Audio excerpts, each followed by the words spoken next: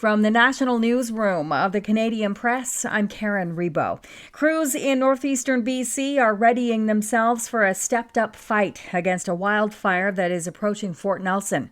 The Parker Lake wildfire has swelled to nearly 53 square kilometers as of last night and has forced around 3,500 area residents from their homes. Dozens more people are being urged to leave their homes, too. Here's Cliff Chapman, the Director of Provincial Operations for the BC Wildfire Service.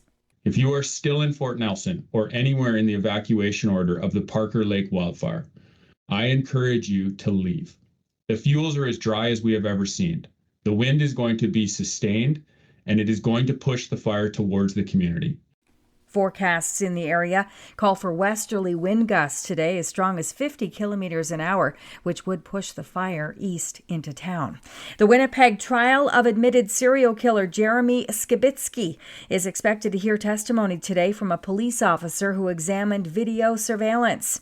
Court has heard police collected video evidence showing someone placing bags in various garbage bins in Skibitsky's neighborhood shortly before the remains of one of his victims was found. He's pleaded not guilty to first-degree murder for the 2022 slayings of 4 women. His lawyers have said he killed the women, but they argue he is not criminally responsible due to mental illness.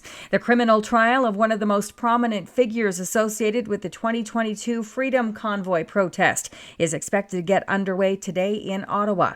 Pat King was part of the original group of organizers that brought thousands of big-rig trucks and other vehicles to the nation's capital to protest COVID-19 public health measures. Protesters blocked intersections around Parliament Hill, set up encampments, and honked horns at all hours for nearly 3 weeks. King is charged with mischief and other offenses, including obstructing police.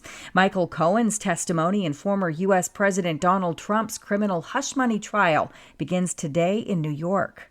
Cohen worked for Trump as a loyal advisor and attorney for a decade before he pleaded guilty to federal crimes in 2018. Since then, he served as a critical witness in Donald Trump's civil fraud trial and became the star witness at the center of Donald Trump's New York criminal case. Defense attorneys now argue that Cohen can't be trusted and makes a living from antagonizing Trump, even requesting a gag order for Cohen on Friday. They can say whatever they want, but I'm not allowed to say anything about anybody. Judge Juan Merchan declined the request, but asked prosecutors to tell Cohen to refrain from making comments about Trump ahead of his testimony. Peter Haralambous, ABC News. A new study predicts the rates of lung, colorectal, and prostate cancers are decreasing this year, but less common cancers, including melanoma, liver, and kidney cancers, are on the rise. The 2024 projections are published today in the Canadian Medical Association Journal. This is the Canadian Press.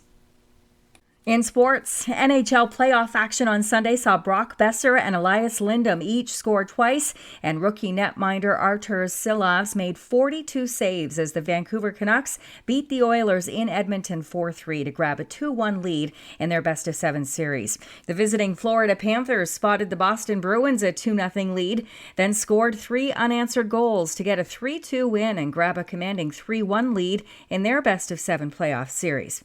Canada edged the U.S. 2-1 Sunday to win the World Para Hockey Championship in Calgary.